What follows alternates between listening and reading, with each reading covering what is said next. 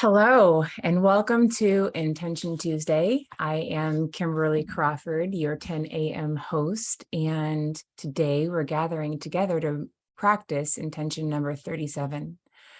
And it is one of our originals from the first round of Intention Tuesday that we started back in 2020. But before we dive into our meditation, I would like to get into our bodies with some simple breaths. How does that sound? Good. Fantastic. Okay. Sit up straight. Become aware of our bodies. Welcome the feedback from your body as you begin to claim the seat of your soul. Palms face down on your knees, lengthening your spine, your neck, and pull a nice deep breath in through your nose and out through your mouth. And like the beginning of our practices, you'll notice the tightness in the top of your chest. And as you continue to bring in that breath through your nose and pull it farther down from the top of your lungs to the bottom of your lungs, imagining your belly is expanding, right?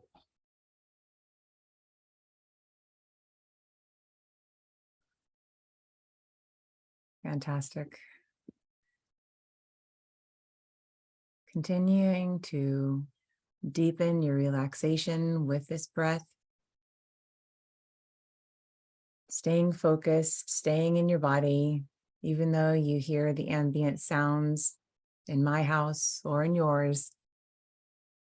Could be a barking dog or somebody's external conversation that might be drawing your mind away from this moment, but call it back. Call it back into this present moment. Okay, great. I have set up sacred space, called in God Source, our ancestors, our angels, our spirit guides. And if there's anyone here that you would like to invite into our meditation space, I encourage you to do that, right? The more the merrier here. We are all in a very high vibratory place. So it's not necessarily focusing on the protection aspect within our sacred circle here. It's more that we rise above the noise, right? And in rising and in operating at a very high frequency, then that naturally protects you, right? From those of lower vibratory fields. Okay, so I'm doing this completely new. I am live through Zoom. So I'm hoping this works on the other end. And if not, those of you who know my number can text me and let me know if it's getting a little weird out there. All right. So I'm going to go ahead and dive straight into Jill's original post here. And let's get into our intention today, shall we? Oh, by the way, I'm going to sneak in a quick happy birthday to my little sister. Happy birthday, Nini. Okay. Life is the business of life.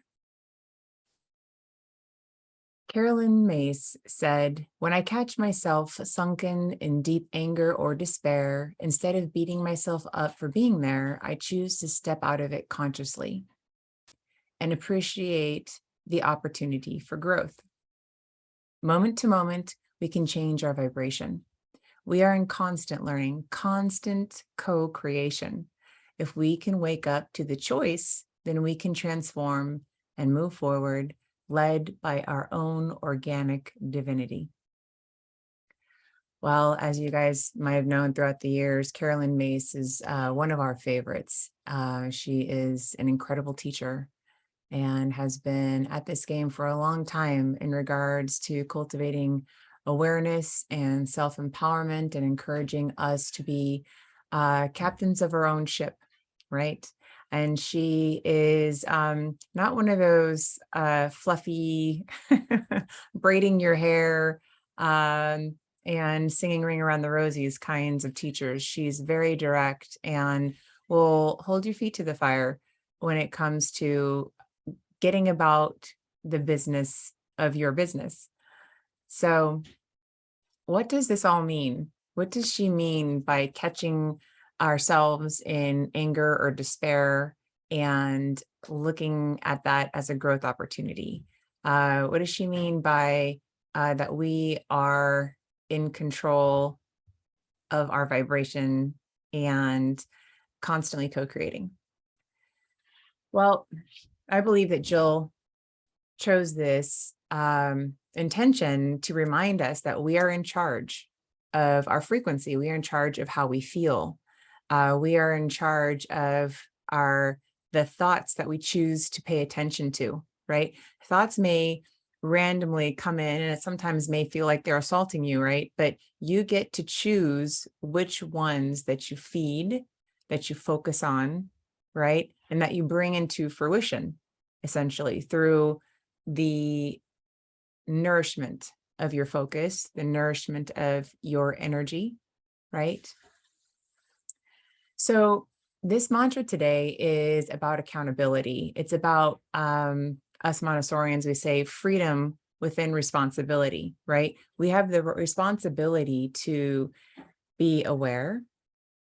We have the responsibility to accept where we are in that moment before we can activate and do something about it, right? And we are responsible for claiming our own power to shift and get back into alignment or make better choices for ourselves that will in turn serve everyone else. When we get caught up in the business of life and recognize that we have shifted out of our alignment with ourselves and the greater good of all, it's our responsibility to identify this, reclaim personal authority, and readjust.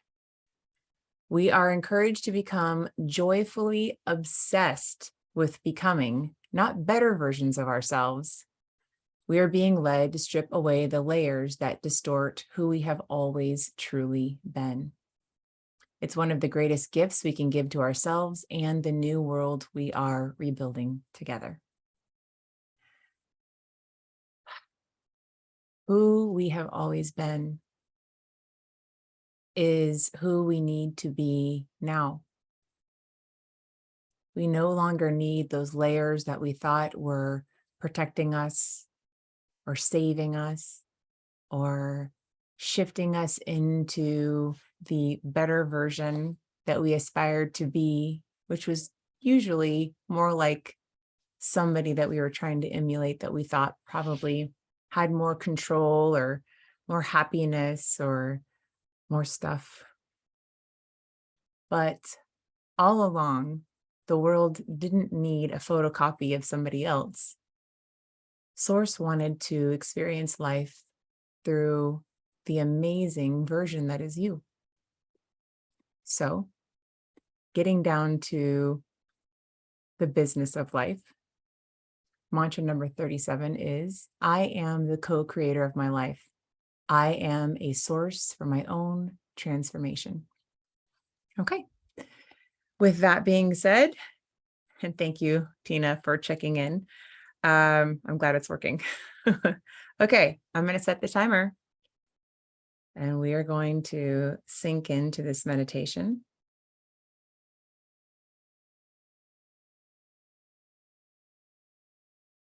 And explore what it means to us.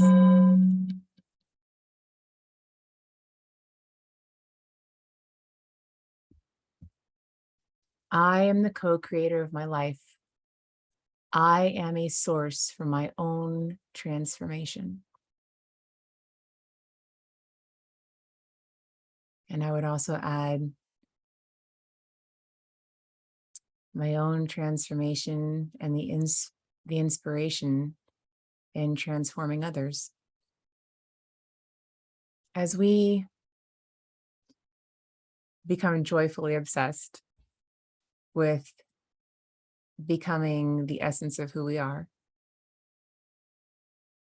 That bliss, that joy emanates out of every single cell of your being as pure source energy. Delighting in who you are, as you are, is the highest vibration that we can hold.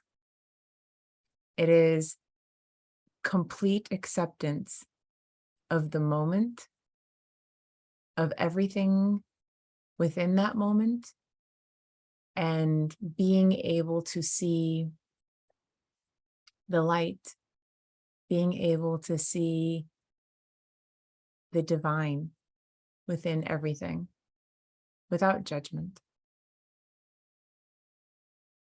I am the co-creator of my life. I am a source for my own transformation.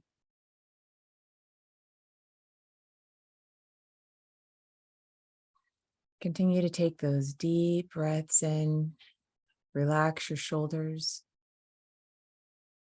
For those of you who have felt on high alert since you've opened your eyes, I invite you to put your fingers in between, like nestle your ears in between your fingers and slowly pull down the sides of your neck with gentle force.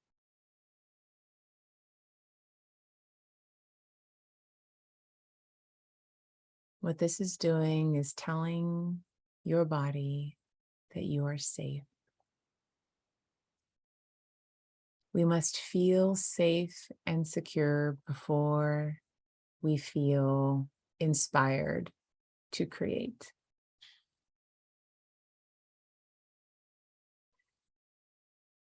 I am the co-creator of my life. I'm a source for my own transformation.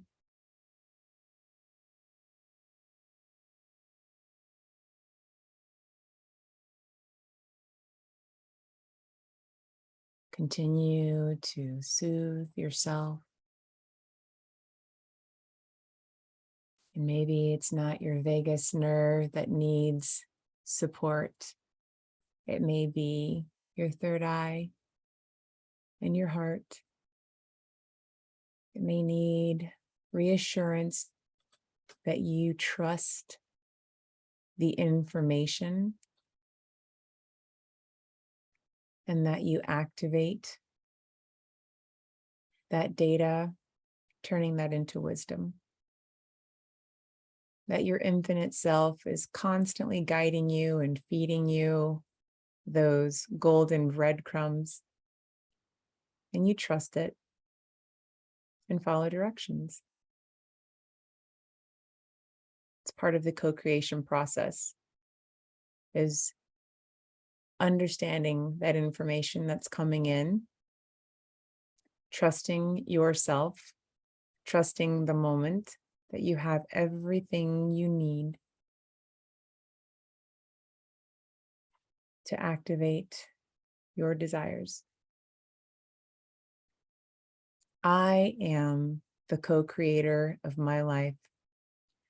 I am a source for my own transformation. Continue to take those deep breaths in and notice, where do you feel vibrant in your body when you hear that phrase? Or where do you feel aches? I invite you to put your hands where your body needs continued support. Continuing to breathe in deep. And we're at the 4-minute mark. I'd like you to step into your imagination and imagine that you are inside, maybe not an onion if you don't like onions, but a layered vessel. And this vessel has so many layers, you can barely see through it. And if you can't see through it clearly, then that means it's shifting your perspective, isn't it? All those layers are clouding things, and you're not able to see the moment for what it is. So let's step into that invitation and declare each layer be removed one by one. And as the first one falls away, you feel lighter within that vessel. And you watch as it, with ease, disintegrates back into pure possibility. You can begin to feel the sunlight beaming down on that vessel as layer after layer begins to peel back and disintegrate until you're finally left with you, the essence of you, the pure radiance of divinity. It's like the sun looking right back at itself, one golden shining orb to another, celebrating its cosmic reflection. I am the co-creator of my life. I'm a source for my own transformation. And as you are reveling in the essence that is you, you have the power to create the life that you long for. Choosing moments like this to connect with your tribe, to activate your self-care, to honor your body and its needs, to honor your intuitive self and your infinite being. It's all part of the process. I am the co-creator of my life. I am a source for my own transformation. Now, if you're feeling connected to the earth and the heavens, and you feel like you are overflowing today, full of high vibrational energy, and you want to push that high vibration out into the world, I invite you, overflow. And if you have a specific person or place or point in time that you would like to share that overflow with, I invite you to bring that to your focus and send it now. And if you'd like to just flow it out into the galaxy for the greater good of all, then, oh, dear one, please do.